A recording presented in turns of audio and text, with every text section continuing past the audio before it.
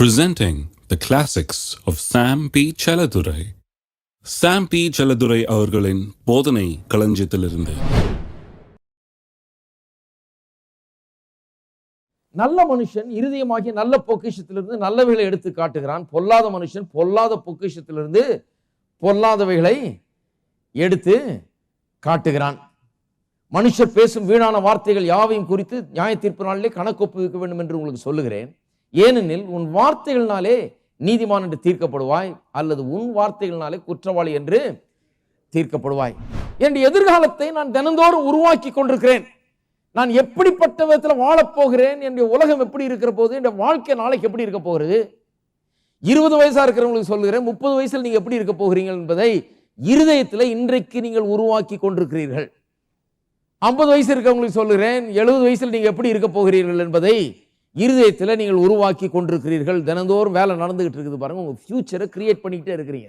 அநேக பேருக்கு தெரியாம இதை பற்றி கொஞ்சம் கூட ஒரு ஐடியாவே இல்லாம தப்பான ஒரு ஃபியூச்சரை உண்டாக்கிட்டு இருக்கிறாங்க. நான் சொல்லுகிறேன், இப்படி சொன்னா வழங்கும் நினைக்கிறேன். உங்களுக்கு இன்றைக்கு உண்டாகி இருக்கிற வாழ்க்கை நேற்று நீங்கள் உருவாக்கின வாழ்க்கை, நேற்று நீங்கள் உருவாக்கின வாழ்க்கை. உங்களுடைய எதிர்காலத்தை நீங்கள் உருவாக்க முடியும் என்கிறது உண்மையானால் நீங்கள் எப்படிப்பட்ட வார்த்தைகளை பேச வேண்டும் என்பது அதில் ரொம்ப கவனமாய் இருக்க வேண்டும். ஏன்னா எதிர்காலத்தை உண்டாக்குற வார்த்தை பாருங்க. இந்த வாய் சாதாரண வாய் இல்லை. இந்த வாய் என்ன பேசுதோ அதை தான் புசிக்க போகிறீர்கள். நீங்க இதுதான் உங்களுக்கு உண்டாயிருக்க போகிறது. வாயை திறந்து என்ன சொல்றீங்களோ அதைத்தான் நீங்கள் அடைய போகிறீர்கள். அப்படின்னு சொன்னா இந்த வாயை ரொம்ப கவனமா கவனிக்கணும். இதை விட ஒரு முக்கியமான காரியம் வாழ்க்கையில் ஒண்ணுமே கிடையவே கிடையாது.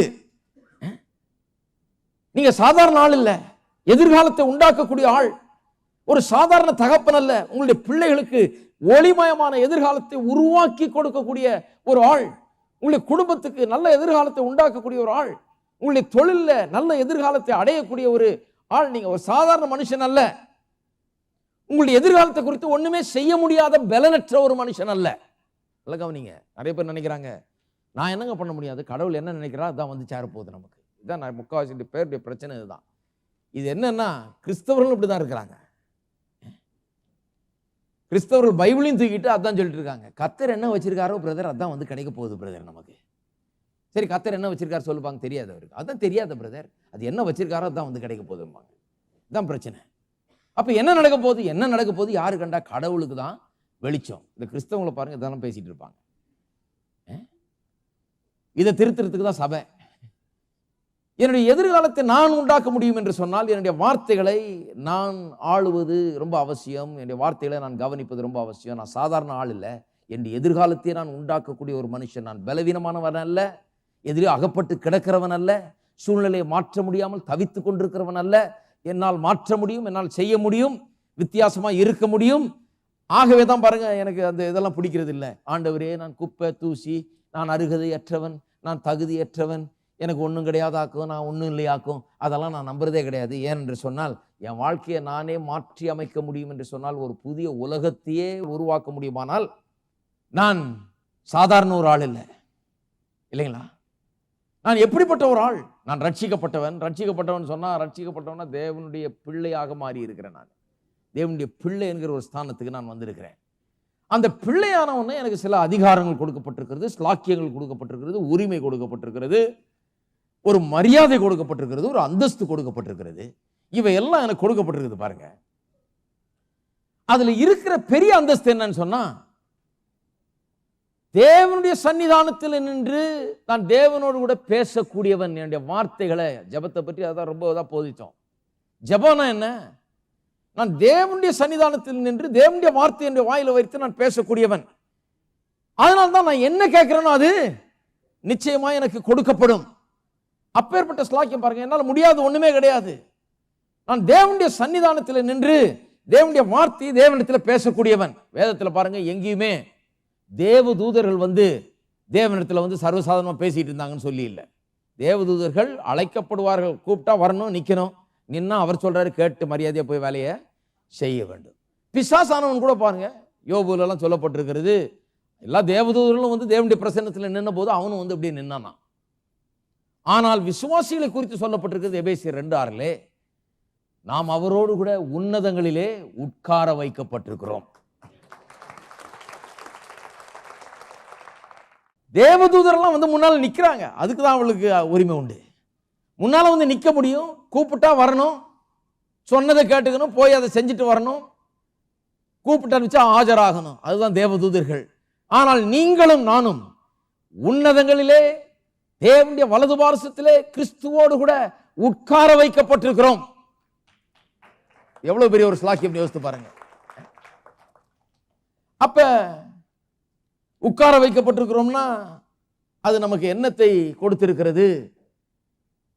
என்னுடைய வார்த்தைகள் ரொம்ப முக்கியம் பாருங்க. நான் அங்க உட்கார்ந்து பேசக்கூடியவன், தேவனிடத்தில் பேசக்கூடியவன். ஆகவே நான் சொல்லுகிறது நடக்கும், எனக்கு அதிகாரம் உண்டு, எனக்கு உரிமைகள் உண்டு, ஸ்லாக்கியங்கள் உண்டு.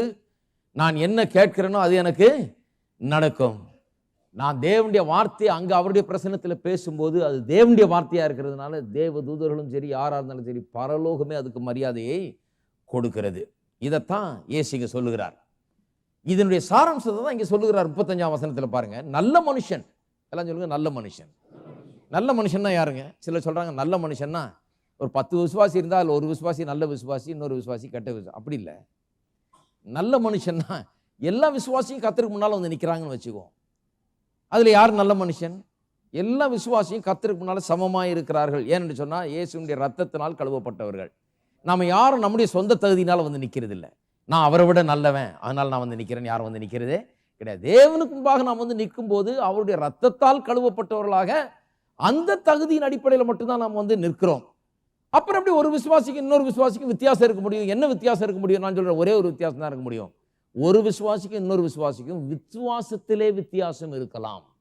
ஒருவன் அதிகமாக விசுவாசிக்கலாம், இன்னொருத்தன் விசுவாசியாமல் இருக்கலாம். அப்ப நல்ல மனுஷன்னா நான் வியாக்கியானம் பண்றேன் பாருங்க. நல்ல மனுஷன் சொன்னா விசுவாசிக்கிற மனுஷன், கடவுளுடைய வார்த்தை அப்படியே விசுவாசிக்கிற மனுஷன், இருதயத்தை விசுவாசத்தினால் நிரப்பி இருக்கிற மனுஷன், தேவனுடைய வார்த்தையினால் நிரப்பி இருக்கிற மனுஷன். ஏன்னா அந்த கான்டெக்ஸ்ட் படி பார்த்தா அதுதான் இருதயத்தை நிரப்பினால் வாய் பேசுன்னு சொல்லிட்டு தான் சொல்லப்பட்டிருக்கிறது. நல்ல மனுஷன் தன் இருதயமாகிய நல்ல பொக்கிஷ சாலையிலிருந்து நல்லவைகளை எடுத்து காட்டுகிறான். அப்ப இருதயத்தை நிரப்பினால் வாய் பேசுன்னு சொல்லிட்டு அப்புறம் நல்ல மனுஷன் இருதயத்திலிருந்து நல்ல காரியங்களை கொண்டு வர்றான்னு சொல்றதுனால நான் சொல்லுகிறேன், நல்ல மனுஷன் யாரு? இருதயத்துல நல்ல வார்த்தைகளை உள்ளே வைத்திருக்கிறவன், தேவனுடைய வார்த்தை ஆகிய வசனத்தை உள்ளத்தில் வைத்து அதனால் தன்னுடைய உள்ளத்தை நிரப்பி அதனால் நிரம்பி இருக்கிறவன் தான் நல்ல மனுஷன் என்று வேதவசனம் இங்கே சொல்லி இருக்கிறது. அப்ப விசுவாசத்தை தேவன் கனம் பண்ணுகிறார் பாருங்க. தேவன் வந்து பாரபட்சம் உள்ளவர் அல்ல. இவருக்கும் அவருக்கும் வித்தியாசத்தை தேவன் உண்டாக்குறது இல்லை. ஆசீர்வாதத்தை எல்லாருக்கும் தர ரெடி. அவர் விசுவாசத்தை தேவன் கனம் பண்ணுகிறார். ஒருவனுக்கு விசுவாசம் இருந்ததுன்னா 1000 பேரை தாண்டிக்கிட்டு அவன்கிட்ட கர்த்தர் வர்றார், அவனுக்காக எல்லாவற்றையும் செய்கிறார். ஏனென்றால் விசுவாசம் உள்ளவனத்தில் தேவன் பிரியமானவராய் இருக்கிறார், தேவனை அவன் பிரியப்படுத்துகிறான் என்று வேதவசனம் நமக்கு போதிக்கிறது. அப்ப நல்ல மனுஷன் சொன்னா தேவனுடைய வார்த்தையை உள்ளத்தில் வைத்து நிரப்பி இருக்கிற மனுஷன். ஆகவே அவன் நல்ல காரியங்களை கொண்டு வருகிறான். பொல்லாத மனுஷன் சொல்லி இருக்குது. இந்த பொல்லாத மனுஷன் என்று சொன்னால் தேவனுடைய வார்த்தையினால் தன்னுடைய உள்ளத்தை நிரப்பாதவன், அவனுடைய இருதயம் பொல்லாத இருதயமாயிருக்கிறது. ஏனென்று சொன்னால் அது அவிசுவாசத்தின் இருதயமாயிருக்கிறது. His heart is a heart of unbelief. தேவனுடைய வார்த்தையை நம்புகிறது இல்லை. தேவனுடைய வார்த்தை ஒன்று சொல்லுகிறது, ஆனா இவன் இன்னொன்னு சொல்லிட்டு இருக்கிறான். பாருங்க, ஒரு கார் வாங்கினீங்கன்னா அதுக்கு ஒரு புக்கு கூடயே தர்றாங்க இல்லையா? மேனுஃபேக்சரர்ஸ் மேனுவல்னு பேரு. இந்த மேனுஃபேக்சரர்ஸ் மேனுவலை வாசித்து பார்க்கணும். அதை வாசித்து பார்த்துட்டு இந்த காருக்கு என்ன விதமான பெட்ரோல் போடணும்னு அங்கே எழுதியிருக்குது. அதை வாசித்து பார்த்துட்டு ஒருத்தன் அது அப்படி இருக்காதுன்னு நினைக்கிறேன், எனக்கும் கார் வச்சிருந்த 50 வருஷம் அனுபவம் உண்டு, ஆகவே நான் சொல்லுகிறேன் இந்த பெட்ரோல் இதில் சொல்லப்பட்டிருக்கிறபடி போட வேண்டியதில்லை அப்படின்னு சொன்னா அவனை போல ஒரு பெரிய முட்டாள் இந்த உலகத்திலேயே இருக்க முடியாது. ஏன்னா இதை உண்டாக்குனால எழுதியிருக்கிறாரு என்ன பெட்ரோல் போடணும்னு. நிறைய பேர் அப்படி இருக்காங்க பாருங்க. வேத புஸ்தகம் என்பது நம்ம உண்டாக்கின தேவன் நாம் எப்படி வாழ வேண்டும் என்று எழுதி வச்சிருக்கிறாரு, எப்படி வாழ்ந்தா சந்தோஷமா இருப்போம்னு எழுதி வச்சிருக்காரு. இதை வாசித்து இதை நம்ப வேணும், இதை நம்பலைன்னா முட்டாள் ஆயிடுறோம். ஏன்னு சொன்னா நம்ம உண்டாக்குனவர் எழுதி வச்சிருக்காரு. ஆகவே தான் அதை வாசித்து அப்படியே நான் விசுவாசிக்கிறேன். ஏன் விசுவாசிக்கிறேன்னு சொன்னா என்னை விட அவருக்கு அதிகமா தெரியும். அவர் இந்த பெட்ரோல் போடணும் அந்த பெட்ரோல் தான் போடணும், இவ்வளவு காத்து அடிக்கணும்னா இவ்வளவு காத்து தான் அடிக்க வேண்டும், சும்மா நோண்டிட்டு இருக்க கூடாது. ஆகவே உள்ள இருக்கிற விஷயத்தை பற்றி ஆண்டவர் இங்க பேசியிருக்காரு. இருதயம் எப்படி வேலை செய்யுது நல்லா கவனிங்க. இதுதான் என்ஜின். கார்ல இன்ஜின் இல்லைன்னா இன்ஜின் ஓடாது. இன்ஜின் எப்படி ஃபங்க்ஷன் ஆகுதுன்னு கர்த்தர் பேசிட்டு இருக்கிறாரு. நல்ல மனுஷன் தன் இருதயமாகிய நல்ல பொக்கிஷத்திலிருந்து நல்லவைகளை கொண்டு வருகிறான், உண்டாக்குகிறான். அப்ப எப்படி வாழ்க்கை இயங்குகிறது, வாழ்க்கை என்கிற இந்த எந்திரம் எப்படி இயங்குகிறது, வாழ்க்கை எப்படி போகிறது என்பதை கர்த்தர் சொல்றாருங்க. நமக்கு எப்படின்னு தெரியாதுங்க. என் உள்ளத்துல இருதயத்தில் நான் என்ன எக்ஸ்ரே எடுத்து பார்த்தீங்கன்னா விளங்காது, ஸ்கேன் எடுத்து பார்த்தீங்கன்னா விளங்காது. நம்முடைய புத்தி கட்டாத ஒரு காரியம் இது. ஆனா உள்ள எப்படி நடக்குது, இது இருதயம் எப்படி நம்முடைய வாழ்க்கையை பாதிக்க முடியும் என்று இங்க கர்த்தர் சொல்லுகிறார். அவர் நம்மளை உண்டாக்குனவர். அவர் சொல்றார், இந்த இருதயத்துல தான் விஷயமே இருக்குது. இந்த இருதயத்தை நீ எப்படி கவனிக்க வேணும், எப்படி இதை வைக்க வேணும் என்று நான் உனக்கு சொல்லுகிறேன். நல்ல மனுஷனா இரு. நல்ல மனுஷனா யாரு? இந்த வசனத்தை வாசித்து இதை விசுவாசி, இதை உள்ளத்தில் அப்படியே வை. இதை வைக்கும் போது, இதனால் உள்ளம் நிறைந்திருக்கும் போது அதிலிருந்து தான் நல்ல காரியங்கள் உண்டாகிறது என்று சொல்லுகிறார். அப்ப பாருங்க, அதனால தான் சொல்றாரு, மனுஷர் பேசும் வீணான வார்த்தைகள் யாவையும் குறித்து நியாய தீர்ப்பு நாளிலே கணக்கு ஒப்புவிக்க வேண்டும். வீணான வார்த்தைன்னா அவிசுவாசமான வார்த்தைகள், தேவனுடைய வார்த்தையின் அடிப்படையில் இல்லாத வார்த்தைகள், இவைகளை குறித்து கணக்கு ஒப்புவிக்க வேணும்னு சொல்றாரு. ஆனால் இப்போ 37 தான் ரொம்ப கவனிக்க விரும்புகிறேன். மற்றதெல்லாம் கொஞ்சம் கொஞ்சம் பார்த்துருக்கோம் சில நேரங்களில். 37 பாருங்க. ஏனெனில் ரொம்ப முக்கியம் பாருங்க. எல்லாம் சொல்லுங்க ஏனெனில். ஏனெனில் சொன்னா ஏன் சொல்றேன் அப்படின்றத சொல்றாரு. என்ன சொல்லியிருக்காரு? இருதயத்தின் நிறுவனால் வாய் பேசும். நல்ல மனுஷன் நல்ல இருதயமாகிய பொக்கிஷ சாலையிலிருந்து நல்லவைகளை கொண்டு வருகிறான். பொல்லாத மனுஷன் பொல்லாத இருதயத்திலிருந்து, அவிசுவாசம் உள்ள இருதயத்திலிருந்து பொல்லாத காரியங்களை பிறப்பிக்கிறான். ஆகவே தான் மனுஷர் பேசும் வீணான வார்த்தைகள் ஒவ்வொன்றுக்கும் அவர்கள் நியாய தீர்ப்பு நாளில் கணக்கு ஒப்புவிக்க வேண்டும். வார்த்தையெல்லாம் ரொம்ப முக்கியம். வாய் எப்படி யூஸ் பண்ணுன்றது ரொம்ப முக்கியம். சொல்லிட்டு சொல்றாரு, ஏனெனில் உன் வார்த்தையினாலே நீ நீதிமான் என்று தீர்க்கப்படுவாய், அல்லது உன் வார்த்தையினாலே குற்றவாளி என்று தீர்க்கப்படுவாய். இதனுடைய அர்த்தம் என்ன? எப்பாவது யோசித்து பார்த்துருக்கீங்களா? ஏன் அப்படி சொல்லியிருக்குது? வார்த்தையினாலே நீதிமான், வார்த்தையினாலே நீ குற்றவாளி என்று தீர்க்கப்படுவாய் என்று சொல்லியிருக்குது. இதனுடைய அர்த்தம் என்ன என்பதை கொஞ்சம் யோசித்து பார்க்க வேணும். அர்த்தம் என்னன்னு சொன்னா, இயேசுவே சொல்றாரு இன்னொரு இடத்துல, மார்க் 4ஆம் அதிகாரத்தில் வாசிக்கிறோம், தேவனுடைய வார்த்தை ஒரு விதையை போல இருக்கிறது என்று. தேவனுடைய வார்த்தை ஒரு விதையை போல இருக்கிறது. அப்ப விதையை விதைச்சா எதை விதைக்கிறோமோ அதைத்தான் அறுக்கிறோம்.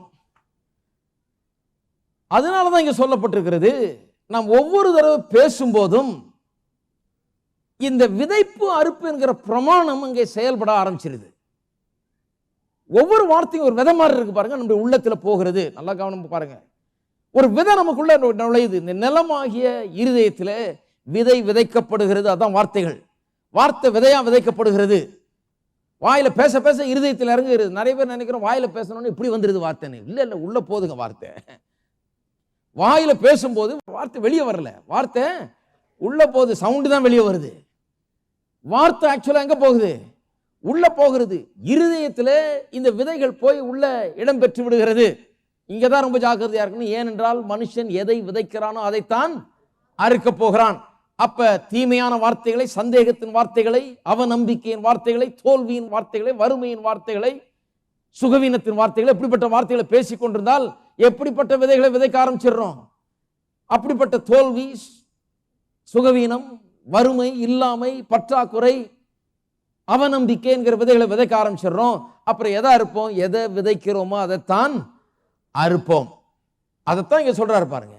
அதனாலதான் அவர் சொன்னாரு, மனுஷன் அப்பத்தினால் மாத்திரமல்ல தேவனுடைய வாயிலிருந்து புறப்படுகிற ஒவ்வொரு வார்த்தையினாலும் பிழைப்பான். அப்படின்னா அர்த்தம், ஒவ்வொரு வார்த்தையும் எடுத்து அதை உள்ளத்துல விதைச்சு அது விளைஞ்சு அதனாலதான் நம்ம சாப்பிட போறோம். அதுதான் அதனுடைய அர்த்தம். அப்பத்தினால் மாத்திரமல்ல தேவனுடைய வாயிலிருந்து புறப்படுகிற ஒவ்வொரு வார்த்தையினாலும் பிழைப்பான்னு சொன்னா, இந்த வார்த்தைகளை எனக்கு பிழைப்பூட்டுகிற வார்த்தைகள், இதை நான் எடுக்க வேண்டும், இது எனக்கு எல்லாவற்றையும் உண்டாக்கி தருகிறது, விளைவிக்கிறது, எனக்கு சுகத்தை விளைவிக்கிறது, சமாதானத்தை விளைவிக்கிறது, நல்வாழ்வை விளைவிக்கிறது, எல்லா நன்மைகளையும் எனக்கு உண்டாக்குகிறது. மனுஷன் ஒவ்வொரு வார்த்தையினாலும் பிழைப்பான். தேவனுடைய வார்த்தை ஒவ்வொன்றினாலும் பிழைப்பான். எப்படி அது நடைமுறையில் நடக்கிறது? நிறைய பேர் வாசித்திருக்கோம். அப்பத்தினால் மாத்திரம் அல்ல தேவனுடைய வாயிலிருந்து புறப்படுகிற ஒவ்வொரு வார்த்தையினாலும் பிழைப்பான்னா அதனுடைய அர்த்தம் யாருக்கும் வழங்குறது இல்லை. பாருங்க எப்படி ஒவ்வொரு வார்த்தையினாலும் பிழைக்கிறது. ஒவ்வொரு வார்த்தையும் எடுத்து உள்ளத்திலே வைத்து விதைத்து அந்த விதையின் காரணமாக விளைச்சல் உண்டாகிறது. அதை வைத்து தான் நாம் சாப்பிடுகிறோம். ஏனென்றால் மனுஷன் தன் வாயின் பலனை பூசிக்கிறான். ஒவ்வொரு வார்த்தையினாலும் பிழைப்பான் என்று எழுதியிருக்கிறது. அப்போ பாருங்க எவ்வளவு ரொம்ப முக்கியமாக இருக்கிறது என்பதை நாம் எண்ணி பார்க்க வேண்டும். நம்முடைய வார்த்தைகள், ஒவ்வொரு வார்த்தையும் நமக்கு பிழைப்பூட்டுகிற வார்த்தைகளாக இருக்கிறது. இந்த பிழைப்பூட்டுகிற வார்த்தையை உள்ள வைத்து அதை விதைத்து அதன் விளைச்சலின் விளைவாக நாம் சாப்பிட ஆரம்பிக்கிறோம். அப்போ எப்படிப்பட்ட விளைச்சலை உண்டாக்கி கொண்டிருக்கிறீர்கள்? நிறைய பேருடைய நிலம் சும்மா அப்படியே கிடக்குது, எதையுமே விதைக்கிறதே கிடையாது. கடைசியாக எப்போ விதைச்சிங்க? ஏதோ விளையணும்னு சொல்லி அதுக்குன்னு போய் இந்த விதையை எடுத்துகிட்டு போய் ஸ்பெசிஃபிக்காக விதைச்சாதான் விளைய போகுது. அது தானாக நடக்கிறது ஒன்றும் கிடையாது. விளைச்சல் எங்கேயா தானாக நடக்குது பார்த்துருக்கீங்களா? தானாக எது விளையும் தெரியுமா? முள்ளும் குறுக்கும் விளையும். நல்லா கவனிங்க. முள் விளையும்னா யாரும் போய் விதைச்சிட்டு இருக்கிறது இல்லை. அது யாராவது முள் விதைச்சி பார்த்துருக்கீங்களா? முள் விதைக்க மாட்டாங்க. முள் தானாக விளையுது. எது விதைச்சாதான் விளையும்? நம்ம என்ன விளைய விரும்புகிறோமோ அது விதைத்தால் தான். தக்காளி வேணும்னா தக்காளியை கொண்டு போய் விதைச்சாதான் விளையும். தக்காளி வரும்னு சும்மா ஜவமெண்ட் படுத்து தூங்கிட முடியாது. அதை கொண்டு போய் விதைச்சாதான் வரும். எத்தனை பேர் விதைத்திருக்கிறீர்கள்? சுகம் வேணும் என்று விரும்புறீங்க, சுகத்தின் வார்த்தைகளை விதைத்திருக்கிறீர்களா? சமாதானம் வேணும் என்று விரும்புறீங்க, சமாதானத்தின் வார்த்தைகளை பேசுகிறீர்களா? அந்த தேவனுடைய வார்த்தையை எடுத்து அதை வாயில் அறிக்கை செய்து உள்ளத்தில் விதைத்திருக்கிறீர்களா? செழிப்பு வேணுங்கிறீங்க, செழிப்புக்காக என்ன பண்ணியிருக்கிறீங்க? செழிப்பின் குறித்த வாக்கு தத்தங்களை எடுத்து அதை வாயில வைத்து தினந்தோறும் அறிக்கை செய்து அதை விதைத்திருக்கிறீர்களா? உள்ளத்தில் விதைத்திருக்கிறீர்களா? எப்படி விதைக்க வேணும்? சுகமில்லாத ஆள் என்ன பண்ணணும்? காலையில் எழுந்திரிச்ச உடனே என்ன சொல்ல வேணும்? கையெல்லாம் வைத்துக்கிட்டு சொல்லணும், நான் ஆரோக்கியமாக இருக்கிறேன், தேவனுடைய பலன் என்னுடைய பலவீனத்தில் பரிபூர்ணமாய் விளங்குகிறது, என்னுடைய உச்சந்தலை முதல் உள்ளங்கால் வரை தேவனுடைய ஜீவன் கிரியை செய்து கொண்டிருக்கிறது, தேவனுடைய பலத்தினால் நான் பலப்படுகிறேன், என்னுடைய உள்ளான மனிதன் தினந்தோறும் புதுப்பிக்கப்படுகிறான். அதுபோலவே என்னுடைய வாயை நன்மையினால் நிரப்பி என் வயதை திரும்ப வாழவது போல ஆகிறார். உள்ளான மனுஷன் புதுப்பிக்கப்படுறது மட்டும் இல்லை, இந்த வெளிப்புறமான மனுஷனையும் புதுப்பிக்கிறது தான் தெய்வீக சுகம். எப்படியாவது ஒரு நாள் சாகணுமே பிரதர் ஒருத்தர் சொல்றாரு. சொன்னதுக்கு ஒருத்தர் சொல்றாரு, நான் ஒரு நாள் பிரசங்கம் பண்ணிட்டு இருந்தேன் பாருங்க, இதை நீங்க சொல்றீங்க உள்ளான மனுஷனையும் புதுப்பிக்கிறது போல வெளியான மனுஷனையும் புதுப்பிக்கலான்னு. ஆனா என்னைக்காவது ஒரு நாள் சாகதான இது அழிஞ்சுதானே போகும் சரீரம். சாக வேணுங்கிறது எனக்கு தெரியும். ஆனா அதுக்கு இப்படி சாக வேண்டியதில்லை, கொஞ்சம் நல்லா போகலாம். அதுக்கு தான் தெய்வீக சுகம். பாருங்க, தெய்வீக சுகம்னா என்ன? நான் சுகவீனம் வந்த உடனே, எனக்கு ஒரு வியாதி வந்த உடனே, ஆண்டவரே நான் ஆயத்தம், நீர் ஆயத்தமா அப்படின்னு கூடாது. வியாதி வந்த உடனே என்ன பண்ணும்? வியாதி எதிர்க்க வேண்டும். நிறைய கிறிஸ்தவங்க அப்படிதான், அவங்க ஒரு சுவிட்ச் தட்டி விட்ட மாதிரி ஆயிடுது பாருங்க. வந்துருச்சுங்க, பிளட் பிரஷர், பிபி வந்திருக்குது, நான் ஆயத்தம், கத்துட்டு சொல்லிட்டேன். பிபி வந்த உடனே இவங்க கத்துட்டு சொல்லிட்டாங்களாம். பிபி வரும்னு எல்லாம் சொல்லிட்டே இருந்தாங்க, இது வந்த உடனே கத்துட்டு இவங்க சொல்லிட்டாங்க, ஆண்டவரே நான் சொல்லிட்டேன், என்னைக்கு பிபி வந்ததோ நான் உள்ள ஆயத்தம், ஆண்டவரே பரலோகம் வர்றதுக்கு கத்துறது கேட்டார். அப்போ பிபி வந்ததுன்னா அது வரவேற்கப்படாத ஒரு விருந்தாளி. முதல்ல எந்திரின்னு, அதை நீ கிளம்புற வேலையை பாரு, என்னுடைய சரீரத்தில் நீ தங்க கூடாது. வியாதி வந்தோன்னா அதை வரவேற்று உட்கார வச்சு போற்றி புகழ்ந்து, நீ ரெடி நானும் ரெடியாகி வர்றேன் அப்படின்னு சொல்லக்கூடாது. கூட கூட்டு போக வந்த ஆள் மாதிரி. வியாதி வந்தோடனே முதல்ல கிளம்பு, உன்னை யார் கூப்பிட்டது? என்னை டிஸ்டர்பு பண்ணாத, நீ அன்ஆத்தரைஸ்டு என்ட்ரன்ட், நீ உள்ள அத்துமீறி உள்ள நுழைந்திருக்கிறவன், உன்னை வெளியேற்றுறதான், கழுத்தை பிடிச்சி வெளியே தள்ளுறதுல தான் நான் இருக்கிறேன்னு சொல்லி அப்படி கிளம்ப வேணும். பாருங்க, எப்படியாவது ஒரு நாள் சாக தானே வேணும் பிரதர். சாகனா இப்படி சாக வேண்டியதில்லை, நம்ம நல்லா இருந்துட்டு சாகலாம் இல்லையா? நல்ல ஒரு முழுமையான ஒரு வாழ்க்கையை வாழ்ந்து வெற்றிகரமாக வாழ்ந்து விட்டு வாழ்க்கையை முடித்து விட்டு திருப்தி அடைந்து விட்டு, நல்லா திருப்தி அடைந்த பிறகு 10 செகண்ட் கூட இருக்க வேணாங்க, போய் சேரலாங்க. நல்லா ஃபுல்லா திருப்தி ஆன பிறகு அதுக்கு பிறகு 1 செகண்ட் கூட வேண்டியதில்லை, போயிடலாம். ஆனா திருப்தி ஆகிறதுக்கு முன்னால ஏதோ இந்த வியாதி என்ன கூப்பிடுது, அந்த வியாதி என்ன கூப்பிடுதுன்னு இருக்கக்கூடாது. எந்த வியாதி உங்களை கூட்டு போக முடியாது. நீங்க போக மறுத்தால் எந்த வியாதியும் உங்களை கூட்டு போக முடியாது. இருக்கீங்களா?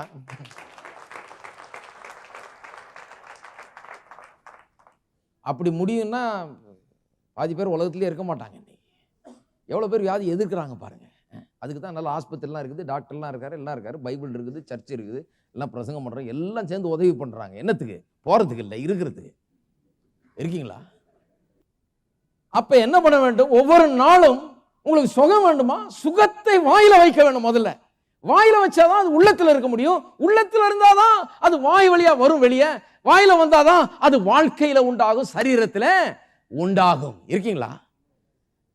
அப்ப சுகத்தை பற்றிய வார்த்தைகள், அவருடைய தழும்புகளால் நான் குணமானேன், அவர் என்னுடைய ஜீவனும் என்னுடைய பலனுமாய் இருக்கிறார், எனக்கு பலவீனம் இல்லை, எனக்கு பலன் உண்டாயிருக்கிறது. அதே மாதிரிதான் பாருங்க பொருளாதாரமும். பொருளாதாரத்தில் தினந்தோறும் இந்த அரை வயிற்று கஞ்சியும் அண்ட ஒரு குடிசையும் பேசிட்டு இருக்க கூடாது. தினந்தோறும் என்ன பண்ண வேண்டும்? எனக்கு ஏராளமான தாராளமான ஒரு பரலோக தகப்பன் இருக்கிறார், என்னுடைய தேவைகள் எல்லாம் அவர் நிறைவாக்குகிறார், தம்முடைய ஐஸ்வரியத்தின்படி எல்லாவற்றையும் சந்திக்கிறார், எனக்கு குறைவு இல்லை, எனக்கு நிறைவுதான் உண்டு, நான் கையிட்டு செய்கிற காரியங்கள் எல்லாம் வாய்க்கும், நான் செய்வதெல்லாம் வாய்க்கும், எனக்காக வாசல்ல அவர் திறக்கிறார், மனுஷர் கண்களில் தயவை ஏற்படுத்தி கொடுக்கிறார், என்னுடைய வியாபாரம் செழிக்கும், கதவுகள் திறக்கப்படும், வாசல்கள் திறக்க. இதை பேசுங்களேன். போறதுக்கு முன்னால போய் எங்கேயாவது கதவை தட்டி அவன்கிட்ட கெஞ்சறதுக்கு முன்னால வார்த்தையை முன்னால அனுப்புங்க. வார்த்தை போய் அந்த கதவுகளை திறக்கும்.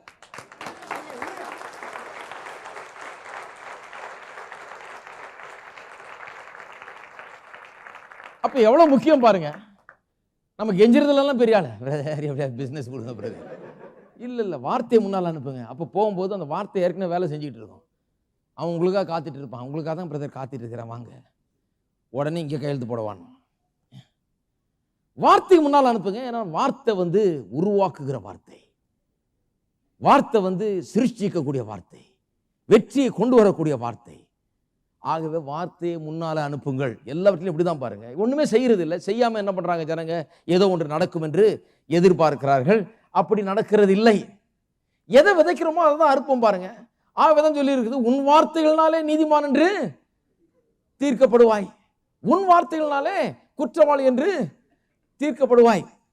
அப்படின்னா என்ன அர்த்தம்? உனக்கு நல்லது நடக்க போகுது, கெட்டது நடக்க போகுது, இதெல்லாம் உன் வார்த்தையினால தான் நடக்க போகிறது என்ற அர்த்தம். அதுதான் அதனுடைய சமரி, அதனுடைய சாராம்சம். அவ்வளவுதான். எதை விதைக்கிறியோ அதை அறுக்க போற.